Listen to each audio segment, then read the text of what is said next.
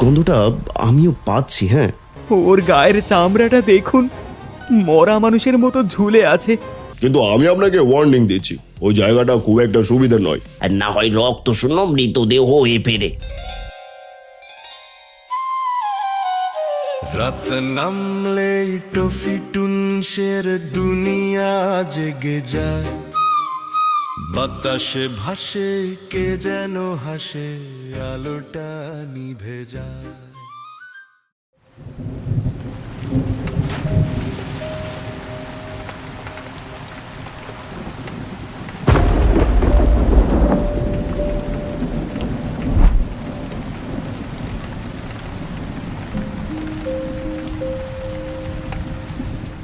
দূর মশাই, কপালটাই খারাপ। এই অসময়ে এমন বৃষ্টি নামলো। একে তো লাস্ট ট্রেনের সময় হয়ে এলো, তার উপর এই জলকাদা ভেঙে স্টেশনে পৌঁছানো কি চারটিখানি কথা। পা চালান অনিমেষ বাবু, পা চালান। বঙ্কিমদা, বড়বাবু কি মানুষ? এই ফাইলটা কি আজই শেষ করতে হতো? কাল সকালে দিলেও তো চলতো। দেখুন না, হাতটা বড্ড টন টন করছে। এই অভিশপ্ত পেপার ওয়েটটা যে কেন হাত থেকে পিছলে গেল। আরে মশাই, আপনিও যেমন, বড়বাবুর মেজাজ তো জানেনই, তপ্ত কড়াইয়ের মতো। আজ না দিলে কাল ফাইলটা আপনার মাথায় ছুঁড়ে মারতেন। আর ওই সামান্য কাঁচ লেগে হাত কেটে নিয়ে এত আদিক্ষেতা করছেন কেন? গিন্নিকে বলবেন একটু হলুদ বা টিংচার লাগিয়ে দিতে, কাল সকালে এই সব ঠিক হয়ে যাবে।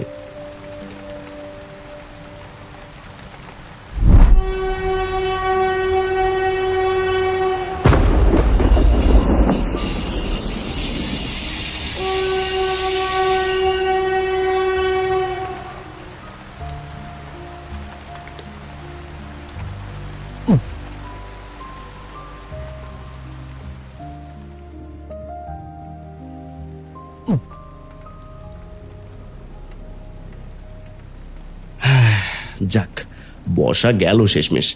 বিশ্বাস করুন অনিমেষ বাবু, আজ যে আস্ত সুস্থ অবস্থায় ট্রেনে উঠতে পেরেছি এটাই মিরাকল। সারাটা দিন যা খাটুনি গেল না। উফ বঙ্কিমদা, পাখাটা একটু চালান না, খুব অস্বস্তি হচ্ছে।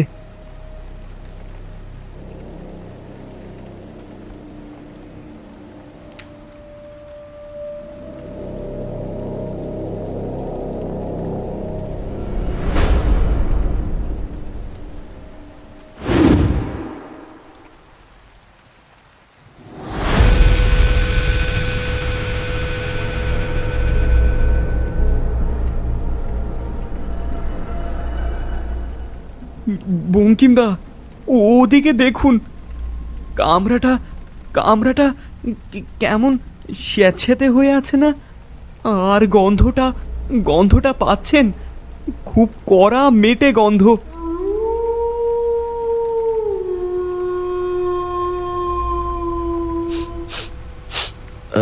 গন্ধটা আমিও পাচ্ছি। হ্যাঁ, আরে মশাই, ওই দেখুন, ওই বৃদ্ধ বোধহয় বাজার সেরে ফিরছেন। এই মেঘ বৃষ্টির গুমোটে কাঁচা মাংস বেশিক্ষণ ব্যাগে থাকলে যা হয় আর কি। আপনি এত ভাবেন কেন বলুন তো? এত হাইপার হলে চলে? না বঙ্কিমদা, এটি সাধারণ মাংসের গন্ধ নয়, কেমন একটা বোটকা পুরনো পচা রক্তের গন্ধ। আর ওই ব্যাগটা দেখুন, অতটা রক্ত কি খাসির মাংস থেকে বেরোয়? টপ টপ করে টপ টপ করে পড়ছে। মনে হচ্ছে ভেতরে কেউ সদ্য কাটা একটা জ্যান্ত মাথা ভরে রেখেছে।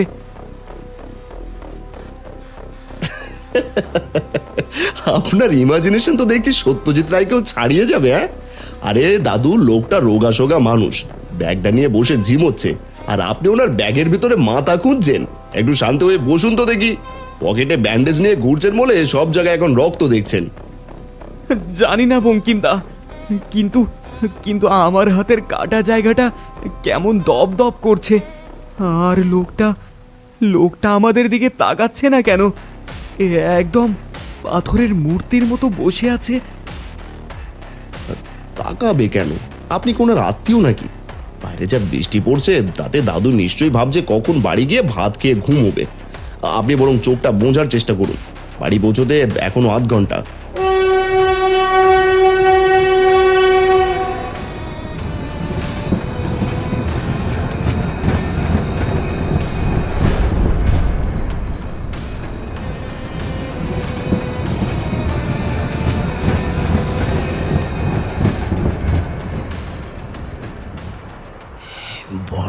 মিঠে গন্ধ, বড্ড টাটকা। হ্যাঁ, কি বললেন দাদু? কি টাটকা? আপনার ওই ব্যাগের খাসির মাংস? এই বৃষ্টির রাতে টাটকা মাল পাওয়া তো ভাগ্যের কথা। তা কত নিল কেজি? না, মাংস নয়, রক্ত। কাঁচা রক্তের এক অদ্ভুত নোনতা স্বাদ থাকে, বিশেষ করে যদি তা হয় কোনো টকবগে যুবকের। উফ, অনেকদিন পর আজ আবার সেই পুরনো স্বাদ ফিরে পাবো। অনিমেষের শিরদাঁড়া দিয়ে একটা হিমশীতল স্রোত বয়ে গেল। সে দেখতে পেল বৃদ্ধের ঠোঁট দুটো বীভৎসভাবে কাঁপছে, যেন সে অদৃশ্য কোনো সুস্বাদু খাবার মনে মনে চিবোচ্ছে। বঙ্কিমদা, শুনছেন লোকটা কি বলছে? ও পাগল নয় বঙ্কিমদা, ও অন্য কিছু। ওর চোখের দিকে তাকান, মানুষ ওইভাবে তাকায় না। ওর গায়ের চামড়াটা দেখুন, মরা মানুষের মতো ঝুলে আছে। চলুন পরের কামরায় চলে যাই, প্লিজ চলুন। আরে আরে, কি করছেন কি অনিমেষ বাবু? হাতটা ছাড়ুন, নখে লাগছে তো। বয়স্ক মানুষ, বৃষ্টিতে ভিজে মাথাটা একটু বিগড়েছে বোধ হয়। ও দাদু, আজে বাজে কথা বলে ছোটদের ভয় দেখাচ্ছেন কেন? হ্যাঁ, চুপচাপ বসে বাড়ি যান তো দেখি। বেশি তেড়াবেড়া করলে একবারে পরের স্টেশনে কিন্তু পুলিশে দেবো। হ্যাঁ,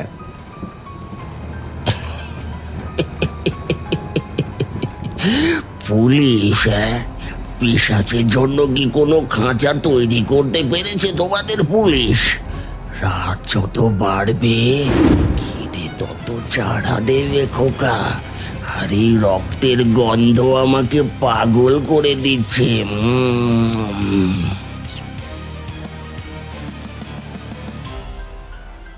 দাদু, আপনি কিন্তু লিমিট ক্রস করছেন।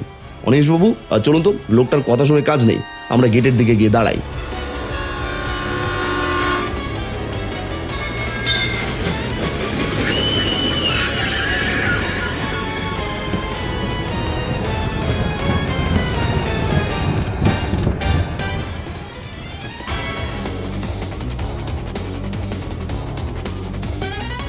ও দাদু, কাছে আসবেন না বলছি, ভালো হবে না কিন্তু।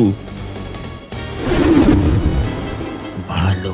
পিশাচের কাছে ভালো মন্দের কোনো ঠাঁই নেই রে খোকা। আছে, আছে শুধু তৃষ্ণা। তোর ওই হাতের রক্তটা, ওটার গন্ধে আমার 1000 বছরের ঘুম ভেঙে গেছে।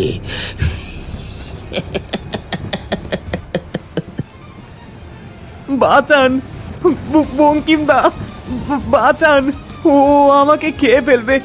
বঙ্কিমদা, কিছু একটা করুন বঙ্কিমদা। ভয় পাচ্ছিস? হ্যাঁ, ভয় পাস না, ভয় পাস না খোকা। ভয় পেলে রক্ত তেতো হয়ে যায়। আমি চাই ওই মিষ্টি নোনতা স্বাদ। আমার অনেক বছরের খিদে আজ তোকে দিয়েই মিটবে।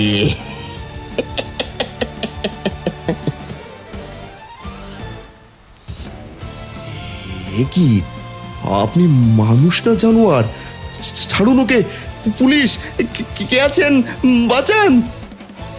বঙ্কিম প্রাণপণে চিৎকার করতে লাগলো, কিন্তু সে দেখল তার গলা দিয়ে কোনো শব্দ বেরোচ্ছে না। কে যেন তার কণ্ঠনালী চেপে ধরেছে। তার চোখ দুটো এখন টকটকে আগুনের গোলার মতো জ্বলছে। চিৎকার করে লাভ নেই। ট্রেনের এই চাকার শব্দ ছাড়া তোর আর্তনাদ শোনার মতো কেউ বেঁচে নেই এই কামরায়। ট্রেনটা টানেলের ভেতর ঢোকার সাথে সাথে বাইরের আবছা আলোটুকুও মিলিয়ে গেল। কামরার ভেতরটা এখন নিকষ কালো অন্ধকার। বঙ্কিম কিছুই দেখতে পাচ্ছে না, শুধু অনুভব করছে তার শরীরের চারপাশের বাতাস ভারী হয়ে আছে। অনিমেষ, অনিমেষ কোথায় তুমি? হাতটা বাড়াও, আমার হাতটা ধরো। ওই পিশাচটা কোথায়? সরে এসো, সরে এসো, ওখান থেকে সরে এসো।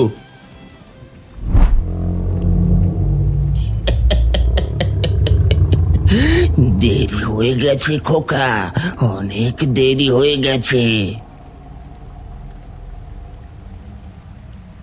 বঙ্কিমদা, মা গো, বাঁচান আমাকে, ও ও আমাকে ও আমাকে ছিঁড়ে খাচ্ছে বঙ্কিমদা, বঙ্কিমদা, বঙ্কিমদা।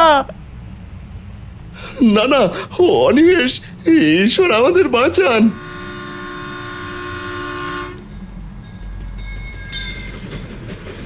বঙ্কিম হাঁপাতে হাঁপাতে চোখ মেলল। কামরাটা একদম ফাঁকা, বৃদ্ধ নেই, সেই চটের ব্যাগ নেই, আর অনিমেষও নেই। অনিমেষের সিটটা একদম পরিষ্কার, যেন সেখানে কেউ কোনোদিন বসেও নি। অনিমেষ, অনিমেষ তুমি কোথায়?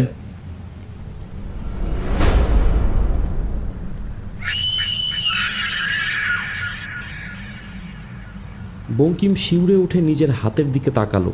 সে দেখল কিছুক্ষণ আগে অন্ধকারে হাতড়ানোর সময় বৃদ্ধের লম্বা নোক লেগে তার নিজের কবজিও অনেকটা কেটে গেছে। সেখান থেকে টপ টপ করে রক্ত চুইয়ে মেঝেতে পড়ছে, ঠিক যেমনটা অনিমেষের হাত থেকে পড়ছিল।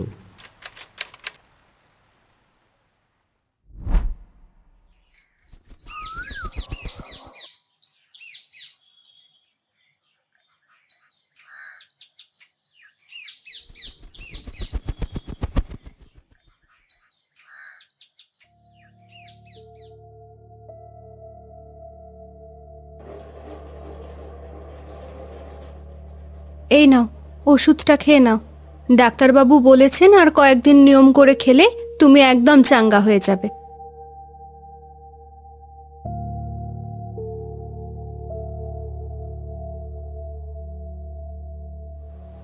বঙ্কিম, এভাবে আর কতদিন? 1 মাস হয়ে গেল তুমি ঠিকমতো কারোর সাথে কথা বলো না, অফিস যাও না।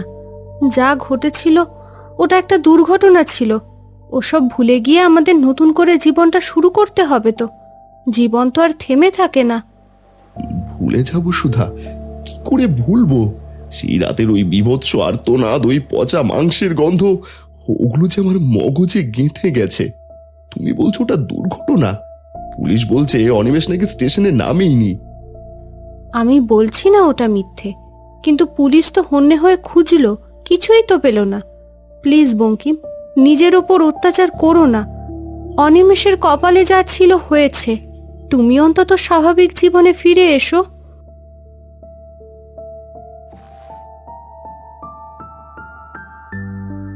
স্বাভাবিক জীবন? রোজ রাতে যখন চোখ বুঝি তখন ওই পিশাচটা অনিমেষের ঘাড় মটকাচ্ছে দেখতে পাই, আর ও যেন আমায় বলছে, বঙ্কিমদা আমাকে বাঁচান। না সুধা, আমি এইভাবে শান্তিতে বাঁচতে পারবো না। তবে তুমি কি করতে চাও? ডাক্তার তো তোমাকে বিশ্রামে থাকতে বলেছেন। আমি এর শেষ দেখেই ছাড়বো। আমি আবার যাব সেই স্টেশনে যেখানে সবকিছু শুরু। ওখানে তুমি একা যাবে এই শরীরে? তোমাকে যেতেই হবে। যে উত্তর এই শহর দিতে পারেনি সেই উত্তর আমাকে খুঁজতেই হবে। আজই আমি কালীঘাট স্টেশন যাব, আজই যাব আমি। অনিমেষের সন্ধান না নিয়ে আমি আর এই ঘরে ফিরছি না।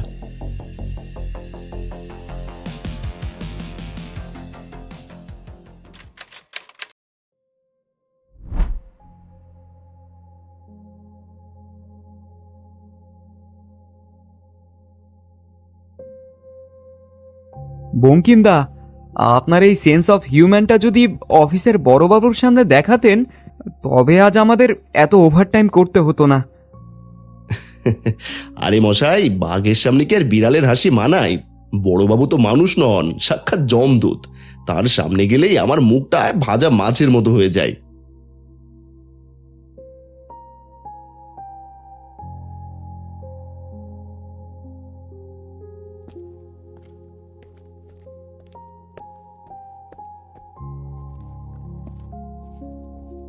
আসবো স্যার? আবার আপনি? দেখুন বঙ্কিম বাবু, আমি আপনাকে আগেও বলেছি, এখনো বলছি, একই প্রশ্ন বারবার করলে উত্তর পাল্টে যাবে না। স্যার, একটু বোঝার চেষ্টা করুন। 1 মাস হয়ে গেল আমার বন্ধু অনিমেষ, ওকে স্টেপ হাওয়া হয়ে গেল। ওই 11:45 লোকাল ট্রেনের সেই বৃদ্ধ লোকটা যার কথা আমি বলেছিলাম, তার কোনো হদিশ কি রেলওয়ে বিভাগ বা পুলিশ কেউ পায়নি এখনো? হদিশ কোত্থেকে পাবে মশাই? আমরা সিসিটিভি ফুটেজ অন্তত 10 বার চেক করেছি। ওই কামরায় আপনার আশেপাশে কাউকে দেখা যায়নি। আপনি একা একাই কথা বলছিলেন, একা একাই চিৎকার করছিলেন। ট্রেনের গার্ড তো বলছে আপনি মাঝপথে চেন টেনে নামার চেষ্টা করেছিলেন। মিথ্যে, সব মিথ্যে। সিসিটিভি ফুটেজে কিচ্ছু নেই মানেই কি লোকটা ছিল না? ওই রক্তের গন্ধ, ওই পৈশাচিক হাসি কি আমার মনের ভুল? স্যার স্যার দয়া করে আরেকবার দেখুন। লোকটার পরনে ছিল তামাটে ধুতি আর পাঞ্জাবি, হাতে একটা চটের ব্যাগ। আর চুপ করুন বঙ্কিম বাবু, এটা স্টেশন, পাগলখানা নয়। আপনার ওই কাল্পনিক বৃদ্ধের জন্য আমরা আমাদের ডিউটি ছেড়ে বসে থাকতে পারি না। পুলিশ কেস ক্লোজ করে দিয়েছে কারণ এর কোনো প্রমাণ নেই। প্রমাণ নেই? আমার হাতের এই দাগটা দেখুন, এটাও কি কাল্পনিক? দেখুন বঙ্কিম বাবু, মেডিকেল রিপোর্ট বলছে আপনি নিজের হাত নিজেই কামড়েছেন বা কোনো ধারালো ধাতব কিছুতে লেগেছে। তবে একটা জিনিস খুব অদ্ভুত। কি স্যার, কি অদ্ভুত? ওই ঘটনার পরদিন সকালে যে ট্রেনটায় আপনারা ছিলেন, সেই ট্রেনের ওই কামরাটা যখন ক্লিনিং এ যায় তখন সিটের তলায় একটা ব্যাগ পাওয়া গিয়েছিল। কার ব্যাগ? অনিমেষের নাকি ওই বৃদ্ধের? ব্যাগটা ছিল একটা ছেঁড়া চটের ব্যাগ, কিন্তু ভেতরে কিছুই ছিল না, শুধু কালচে কিছু দাগ। আর ব্যাগের গায়ে একটা লেবেল ছিল রসুলপুর। পরশুদিন ওটা রসুলপুর স্টেশনের জিআরপি অফিসে পাঠিয়ে দেওয়া হয়েছে। রসুলপুর? কালঘাট থেকে তো ওটা অনেক দূরে, নির্জন একটা লাইন। সেটাই তো রহস্য। আপনি যদি এতই নিশ্চিত হন তবে সেখানে একবার গিয়ে খোঁজ নিতেও পারে, কিন্তু আমি আপনাকে ওয়ার্নিং দিচ্ছি, ওই জায়গাটা খুব একটা সুবিধা নয়। সূর্য ডুবলে ওদিকের প্ল্যাটফর্মে বাতিও জ্বলে না। ধন্যবাদ স্যার, ব্যাগটা যেখানে গেছে উত্তরটাও সেখানেই আছে।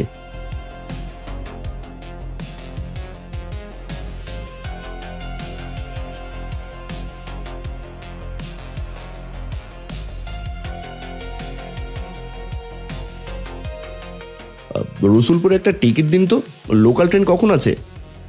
এই পরেরটা সন্ধে 6:15-তে। কিন্তু ওদিকে আজ কেন যাচ্ছেন? রাত হয়ে যাবে তো। ফেরার ট্রেন কিন্তু রাত 10টার পরে আর নেই। আজ ফেরার জন্য যাচ্ছি না, আজ সত্যিটা জানার জন্য যাচ্ছি।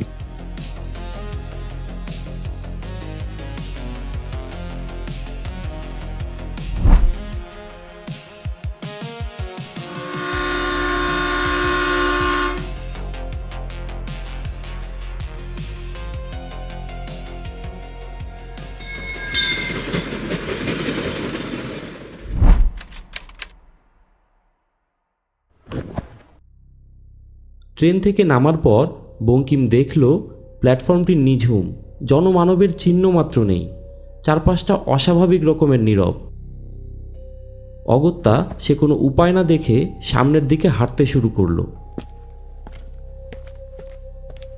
কিছুটা পথ পেরোনোর পর হঠাৎই তার চোখে পড়ল পথের ধারে জরাজীর্ণ একটা কুঁড়ে ঘরের মতো চায়ের দোকান। কৌতূহলী বঙ্কিম পা বাড়িয়ে দোকানের দিকে এগিয়ে গেল। কাছে গিয়ে সে দেখল দোকানের ভেতরে একা একজন লোক নিস্তব্ধে বসে আছেন। বঙ্কিমকে দেখা মাত্রই লোকটি মুখ তুলে তাকালেন এবং গভীর গলায় বলে উঠলেন, এই অসময়ে তল্লাটে নতুন মুখ। এক কাপ চা দেবো নাকি ছোকরা? শরীর গরম হবে। না না, চা লাগবে না। আপনি কি ইনাকে চিনতে পারছেন? এই লোকটাকে স্টেশনে নামতে দেখেছেন? ওরে বাবা, সর্বনাশ! একে আপনি খুঁজছেন কেন বাবু? একে তো বেশ কিছুদিন আগে ওই রক্তকেকো জমিদারের ভিটের দিকে হেঁটে যেতে দেখেছি। আপনি ঠিক দেখেছেন তো? অনিমেষ এই স্টেশনে নেমেছিল। ও কোথায় গেছে এখন? ওই জঙ্গল চিরে যে কাঁচা রাস্তা গেছে ওটা শেষে ওই ভিটে, কিন্তু ওদিকে যাবেন না বাবু। ও গ্রাম অভিশপ্ত। যারা ওদিকে যায় তারা হয় পাগল হয়ে ফেরে, আর না হয় রক্তশূন্য মৃতদেহ হয়ে ফেরে। অভিশপ্ত মানে? আর আপনি যাকে রক্তখেকো জমিদার বলছেন তিনি বা কে? সে এক ভয়ঙ্কর কাহিনী বাবু। আজ থেকে 100 বছর আগে এই গ্রামের জমিদার ছিলেন হর্ষবর্ধন রায়। শৌখিন মানুষ ছিলেন তিনি, কিন্তু তার শখ ছিল মানুষের রক্তে। নিজের যৌবন ধরে রাখতে তিনি নাকি তন্ত্র সাধনা করতেন, আর কুমার ছেলেদের ধরে এনে নরবলি দিতেন। নরবলি? মানুষ এসব হতে দিল? না বাবু, দেয়নি। একদিন গ্রামবাসী খেপে গিয়ে জমিদারের প্রাসাদে আগুন লাগিয়ে দেয়। হর্ষবর্ধন রায়কে সেই আগুনের মাঝখানে জ্যান্ত পুড়িয়ে ফেলা হয়েছিল, কিন্তু শুনেছি সে নাকি মরেনি, পিশাচ হয়ে ফিরে এসেছে আমাদের মাঝে। প্রতি অমাবস্যার রাতে সে ফিরে আসে তার তৃষ্ণা মেটাতে। রক্তের খোঁজে সে সব জায়গায় ঘুরে বেড়ায়। তার মানে সেই রাতে সেই বৃদ্ধ, সে কি তবে হর্ষবর্ধন রায়ের আত্মা? এই শোনেন বাবু, এই যে আজ অমাবস্যা, ওই জঙ্গলের ভেতর এখন পিশাচের রাজত্ব। আপনার ওই বন্ধুকেও কেন টেনে এনেছে জানেন? ওর দেহের রক্ত এখনো তাজা। ওদিকে যাবেন নে বাবু, স্টেশনের বেঞ্চিতে রাতটা কাটিয়ে সকালের ট্রেনে ফিরে যান। আমার বন্ধু ভেতরে আছে দাদু। পিশাচ হোক বা জমিদার, অনিমেষকে একা ফেলে আমি ফিরবো না।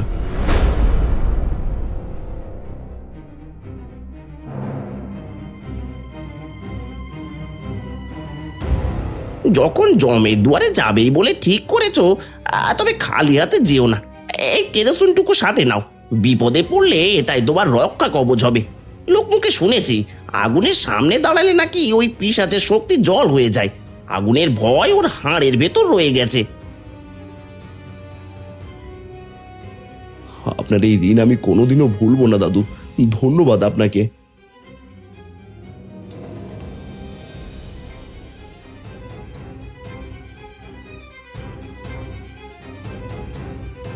মরণ যখন হাতছানি দিয়ে ডাকে, তখন কেউ আর বাধা মানতে চায় না।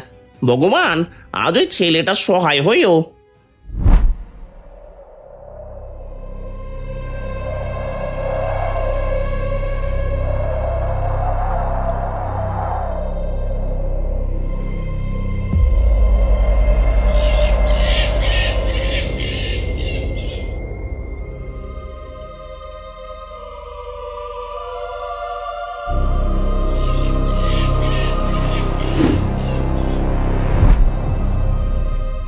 অনিমেষ, অনিমেষ, কথা বল।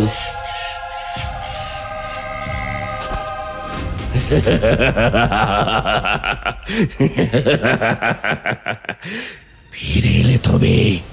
আমি জানতাম তুমি আসবে বঙ্কিম।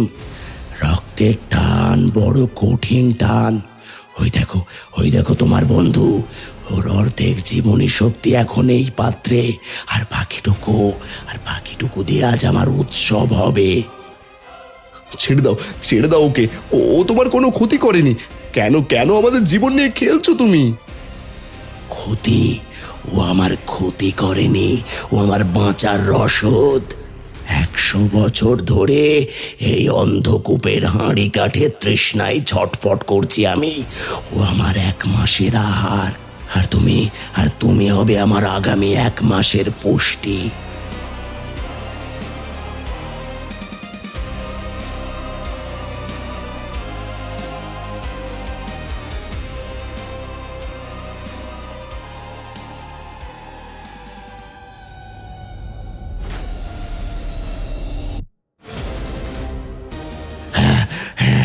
এই সামান্য জলে হর্ষবর্ধন রায়কে থামানো যাবে না রে মূর্খ।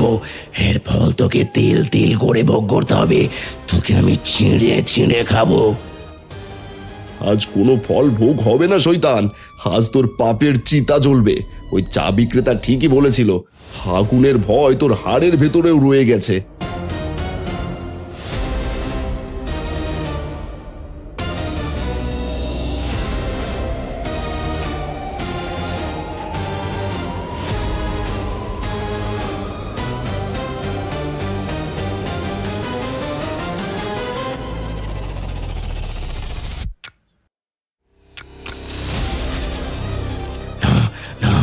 ওটা করো না বঙ্কিম, ওটা জ্বালালে তোমরাও ছাই হয়ে যাবে। থামো বলছি। বন্ধুর জন্য প্রাণ দেওয়াটা আত্মহত্যা নয় হর্ষবর্ধন বাবু, ওটা লড়াই। 100 বছর আগে যে আগুনে তোমার আধপোড়া মৃত্যু হয়েছিল, আজ সেই আগুনই তোমাকে নরকে পাঠাবে। এই নাও তোমার মুক্তি।